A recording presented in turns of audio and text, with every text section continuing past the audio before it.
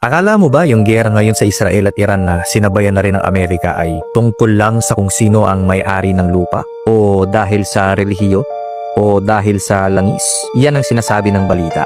Pero kung lalalim ka pa, may mas matitinding nangyayari behind the scenes. Ito ang madalas nating naririnig. Israel is defending itself. Iran is the aggressor. US is stepping in to maintain peace. Conflict of faith. Fight for Holy Land. All prices rising. Pero ang hindi madalas sinasabi sa balita ay tuwing may gulo, may mga taong kumikita. At hindi lang ito tungkol sa bansang may tama o mali. Ito ay tungkol sa kontrol.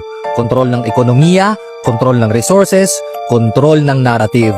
Kaya habang tayong masa ay tinuturuan ng media kung sino ang dapat nating kamuhian.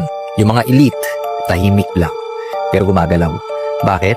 Kasi matagal na nilang alam ang pattern. Kapag may gera, may movement sa oil, may spike sa defense stocks, may shift sa global currency. May panic sa masa pero calm strategy ang mga elite. Akala mo ba yung giyera ngayon sa Israel at Iran na sinabayan na rin ng Amerika ay tungkol lang sa kung sino ang may-ari ng lupa? O dahil sa relihiyo? O dahil sa langis? Yan ang sinasabi ng balita.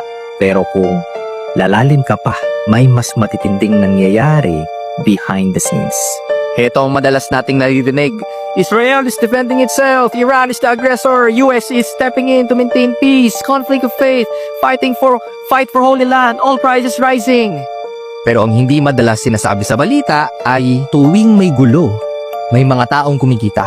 At hindi lang ito tungkol sa bansang may tama o mali. Ito ay tungkol sa kontrol. Kontrol ng ekonomiya, kontrol ng resources, kontrol ng narrative. Kaya habang tayong masa ay tinuturuan ng media kung sino ang dapat nating kamuhian. Yung mga elite, tahimik lang, pero gumagalaw. Bakit? Kasi matagal na nilang alam ang pattern. Kapag may gera, may movement sa oil, may spike sa defense stocks, may shift sa global currency. May panic sa masa pero calm strategy ang mga elite.